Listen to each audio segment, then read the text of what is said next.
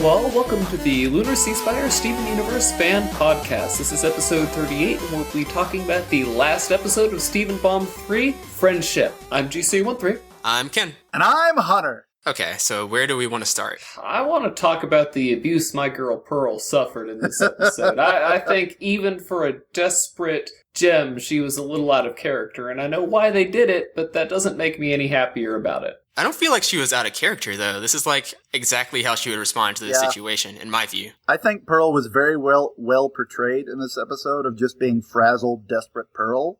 Definitely not her finest moments, but that was kind of the point. I don't know. I just think they were a little hard on her. I mean, one person did bring up the point that you guys make. She's kind of playing on tilt right now, but I just don't know. To be clear, I thought Pearl was very frustrating in this episode. I did not like the way she was portrayed, in that I did not find it entertaining, but I do think it was in character for her. Mm-hmm. I agree. But I'm not gonna try to get on my pretentious high horse here. But Steven Universe has definitely made a few crosses into walking the fine line between entertainment and art. Yeah, whatever that is.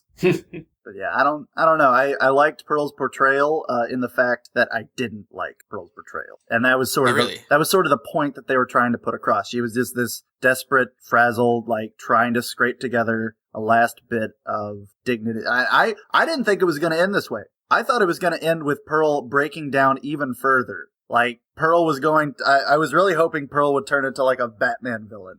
No, I can see where you're coming from. About at the 6-minute mark, when, like, there had been almost no progression towards Pearl and Garnet coming to a resolution, I was like, there's no way they can resolve this in the next 5 minutes. So the only thing that can happen is that Pearl is just completely broken at the end of this episode. So yeah, about 6 minutes in, I thought that was going to happen as well. Also, who called... I think I said Opal...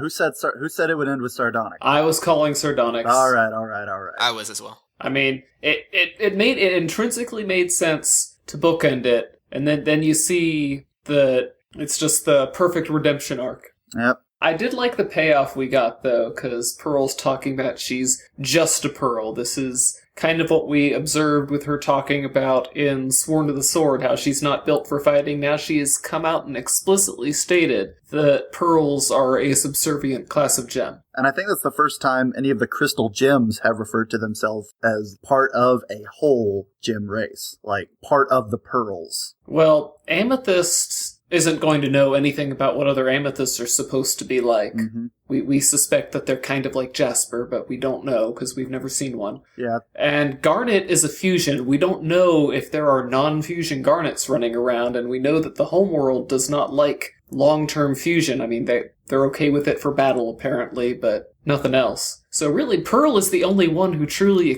who feels like she's part of a gem class. That's interesting. I never thought about that before, of like, if there are gems out there that they are the same gem as the fusions, but they're not fusions? Yeah, could we see a single-gemmed Sugalite? That's interesting. I never thought about that. Yeah, it is interesting. Up until this point, I would have put the gem class theory into a theory class, but I think this is like the first really solid confirmation that we had, even though it was pretty well supported before. Yeah, I mean, I think Jasper's line in The Return, calling Pearl the lost, defective Pearl, pretty heavily implied it, but Pearl came right out and said it in this time. I mean, it's explicit now. Right. Well, there's still some people I saw on the subreddit who had an alternate interpretation in which I don't really remember what their reasoning was, but it was plausible.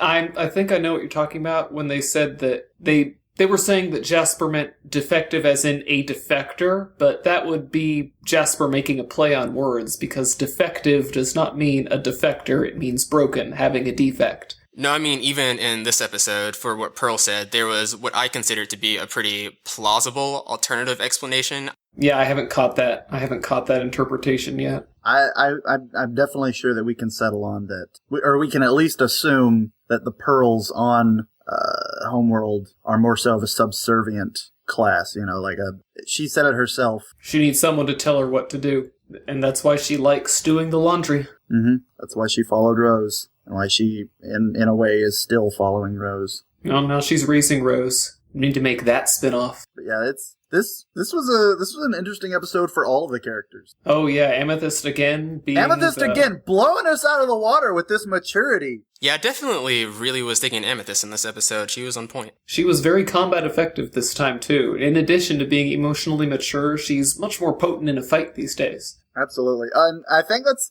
the first time we've seen, outside of the mobile game, Amethyst do the role. Has she done that before? She did that in the Watermelon Steven episode, and then she did it again to Pearl in On the Run. Okay. Yeah, Amethyst the Gem Hog. Gotta go quickly. Mm-hmm. Talking about being combat effective, Steven in this episode, jeez. Oh yeah, when Captain Delmarva throws his mighty shield, am I right? 100%. Steven, he's definitely become, like, it's not a becoming thing anymore. He's already become, and it's now just seeing him worked into the ranks. Yeah, he's just gotta keep leveling up. Yeah, most definitely. In the previous weeks, we've been doing these retrospectives on the earlier episodes in the series, and I've been continuously venting how frustrated I am with Steven in every single one of the earlier episodes, or at least in most of them. But here, Steven, this entire week, everything in season 2, absolutely perfect. He's such a great character now. Well, our next retro episode is going to be Tiger Millionaire. I think he was pretty good there. Oh, yeah! Yeah, that's true. That's about when the series starts to be a lot less frustrating for me, I think. It's because Tiger Millionaire is an amazing episode. For sure. Mm-hmm. But did anyone else catch, the sheer amount of parallels between this episode and, Saturday morning cartoons? Yeah, and I hated it. I loved it. For one, every time they found Peridot, Steven came out with a little quip. And then even in the very end, Garnet and Pearl each had their own. And also, we have Peridot, who just this stellar representation of a Saturday morning cartoon villain. I agree with you 100,000%, and I hated every single second of it. Oh god, I loved it so much. Yeah, I preferred Peridot back when she was a more reserved character, but I am kind of amused by just how manic she gets when she's frustrated. I think I remember. Okay, a few episodes ago, I said Pearl had elevated to my favorite gym. That has changed once again. Peridot, Peridot, so good. Well, I'm glad someone likes it. Somebody needs to post a picture of just a video of Peridot with her paracopter going on and the Sonic 2 boss music.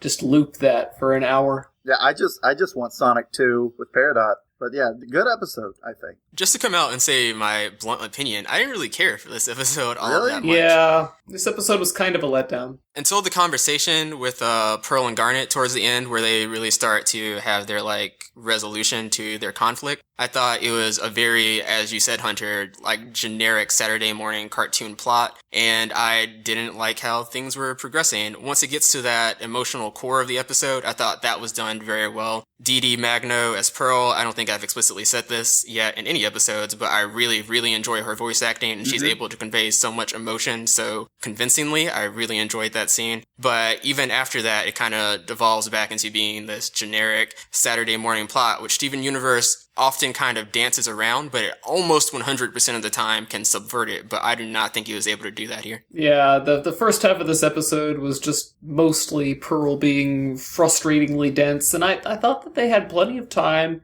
in the earlier episodes of The Bomb to really set up how Pearl was feeling, so I don't think they had to key it up as much as they did. Yeah, I will admit this definitely had a case of the daytime cartoon syndrome, where not as much, but where, the episodes where the entire plot revolves around an issue that one of the characters has that has only been brought up in this episode. They just now start acting in this extreme way. Yeah, I know what you're talking about. It was, you know what I'm talking about, but it wasn't as extreme because we got I don't want to say hints of it, because it really was it in the previous episodes of Steven Bomb, but it was extremely, extreme in this one. Yeah, they overplayed it, I think. Mm-hmm. But can we talk about the lore? We have ancient gem spaceships, so another win for gems traveling the stars in ships. Oh, right, yeah. But we also have a landing site that I haven't looked too closely, but it looks to be around Columbia, or where Columbia is in our world. Wait, how do you know that? They showed it on the map when Pearl was doing a projection. Yep,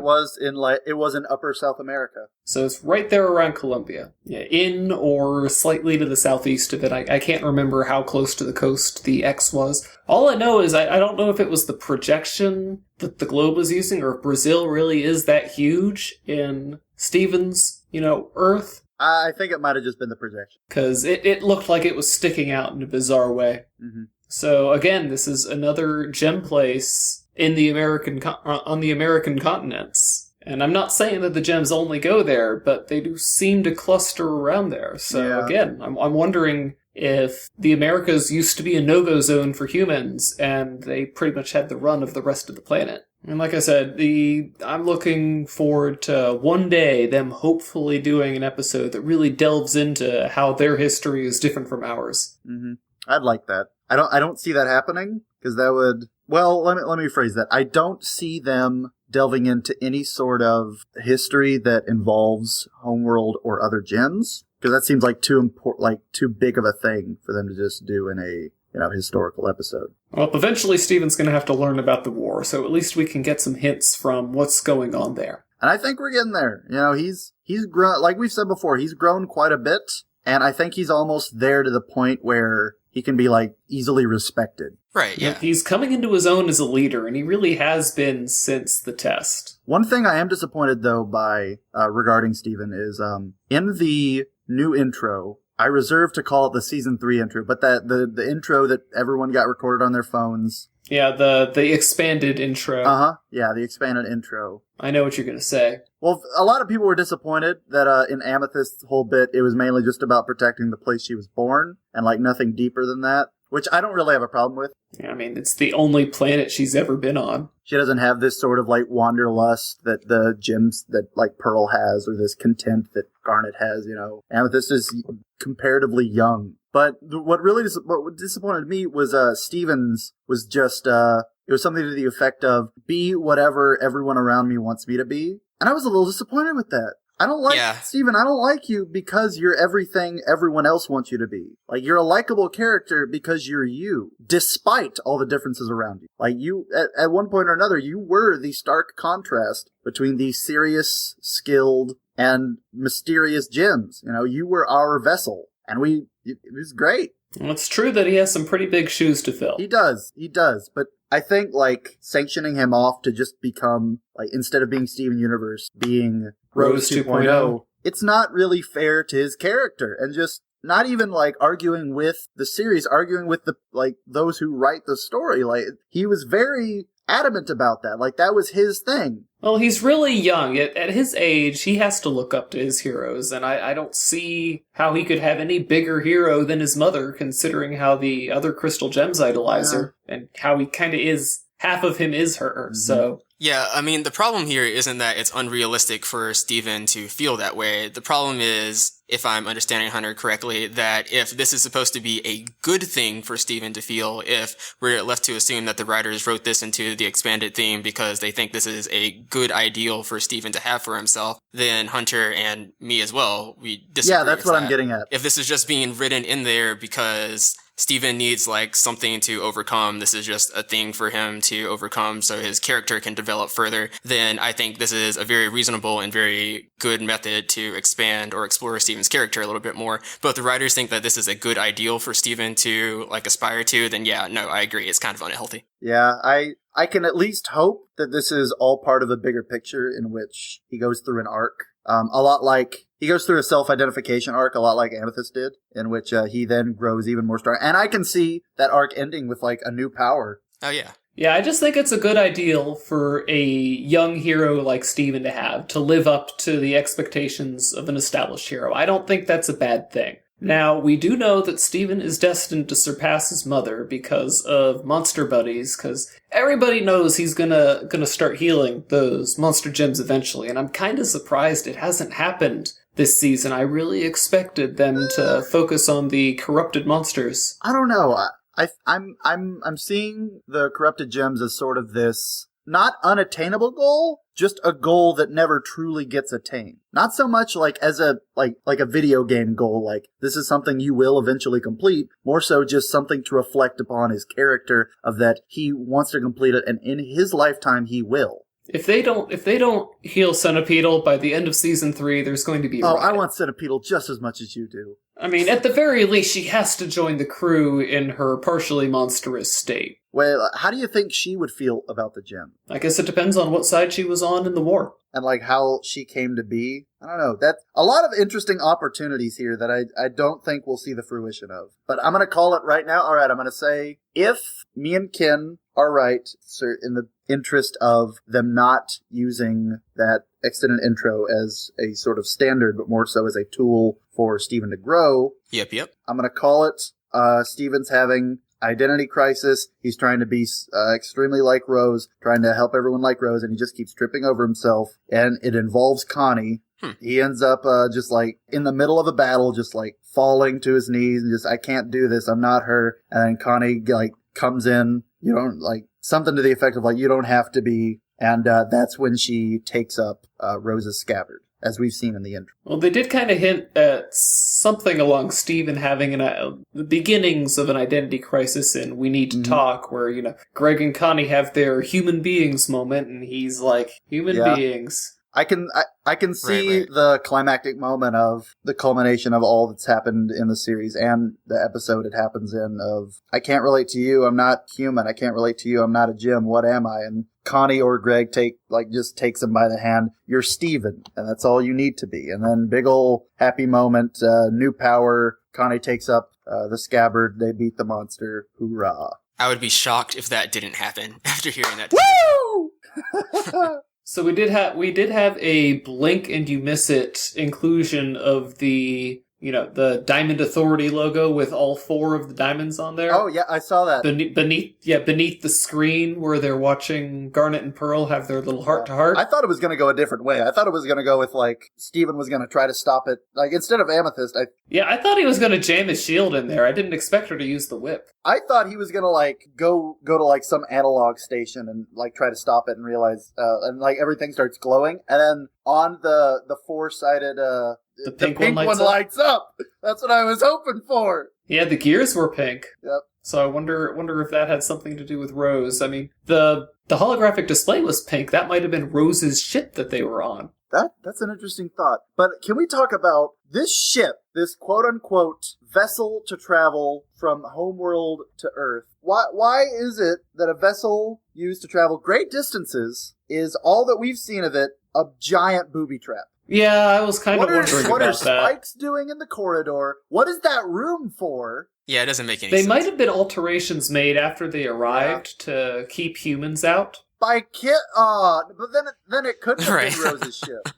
Well, this was before she got nice, remember? Yeah, she was at one point this not warlord, but this like battle mistress. She would. I don't know what the homeworld gems are up to, but she was, you know, good enough to be considered one of the top 4. So you got to imagine she probably wasn't all that nice in her earlier days. Oh man, Maybe a little uncomfortable about what was going on, but you know, she does what she's got to do. I hadn't thought about that. I mean, back when Rose had very little characterization, I was kind of anticipating them on going that direction with her character, you know, even during and after the rebellion, you know, because we saw how secretive she was. I was kind of figuring her to have retained a lot of a hardcore side, but for the most part, the generally nice one seems to be the real personality, and all that can lead me to assume is I do what I have to do attitude. Yeah, maybe it was another case of how Pearl was, or the Pearls were, on Homeworld of Rose Quartz was just sort of born into the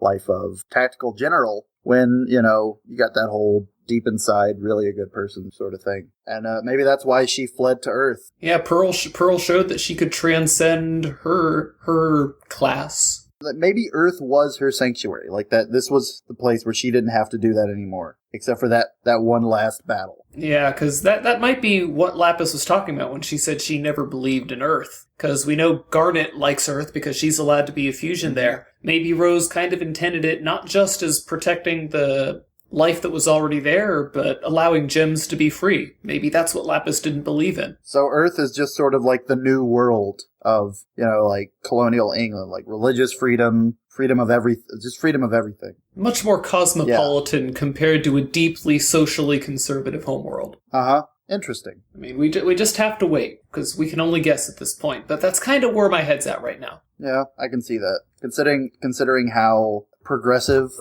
the writers of the show are and the show itself is, I can definitely see the homeworld being portrayed in that light. So, I think people are going to be very upset if we do not briefly talk about Peridot's outfit. Hold on. I regret to say I have no idea what you're talking about. Yeah, I have no idea either. She jettisoned her foot. Oh, that!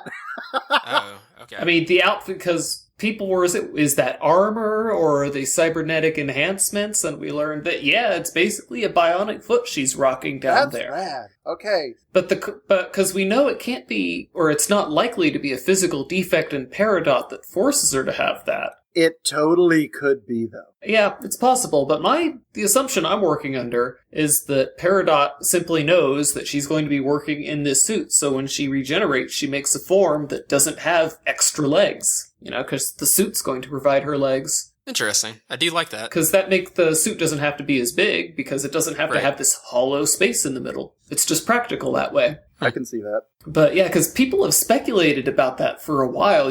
Does she have actual limbs under there, or is that suit her body? And I guess we know now. Yep, the suit is a different entity in and of itself. Seemingly.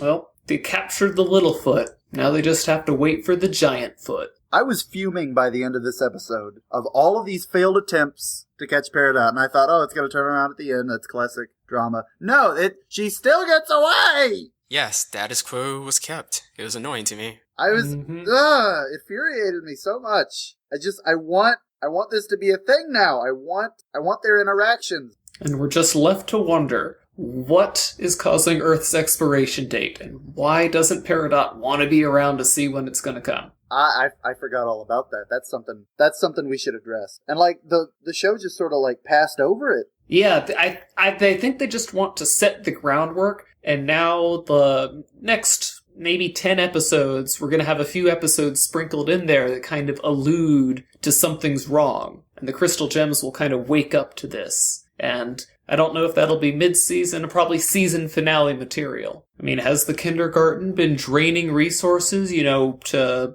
do the, cluster experiments? Peridot got something out of there, and she doesn't need the kindergarten itself anymore, so I don't know how it could be that, but is it the geode? Is it something else that we have no idea about? I mean... No, I wouldn't... If they made the point to mention this, I'd imagine it would be something that we could trace back to. Okay, because I'm thinking this is something where in the future we'll trace it back to this. I'm thinking it's probably something we don't know about. I don't know. But either way, that's an important line. So definitely going to have to keep our eyes peeled and our ears open, because the next few episodes one of them might give us a hint. Have episodes been announced, or are they going to go on another hiatus for another Stephen Bomb? The word that I'm hearing is that we're going to be on a hiatus until sometime in August, and then weekly episodes after that. That was supposedly said at Comic-Con, but I haven't looked for the video myself. All right.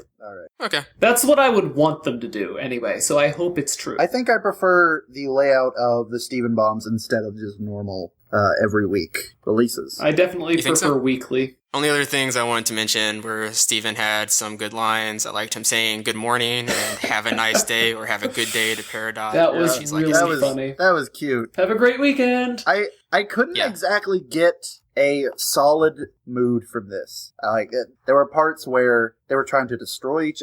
What is the end goal? Are they trying to poof Peridot, or are they just trying to capture her? I think that if Pearl wanted to poof Peridot, she could have put her spear straight through Peridot's chest while Stephen was latched on. Yeah, but Amethyst almost crushed her with a giant pillar, and while saying something. Destroy. Yeah, destroy. I don't know. I guess they're just flexible about it. I mean, maybe Pearl didn't want to take the chance of Peridot putting Stephen in between her and the spear, because that would have been a real risk. I don't know. I don't think that they would take so casually the act of trying to poof Peridot. I don't know. I think Steven might be a little squeamish about it. I don't think poofing's that big a deal to the gems. It's just a hazard to doing business. It's getting your gem cracked that's the problem. Yeah, I don't think they really care that much. They totally could have cracked her gem, though. They could have. Yeah, Pearl has really good aim with that spear, and that was a very close range shot. I do want to mention the ratings for this Steven bomb. Last Steven bomb, the ratings slowly went down. This Steven bomb, the ratings slowly went up. Now we won't have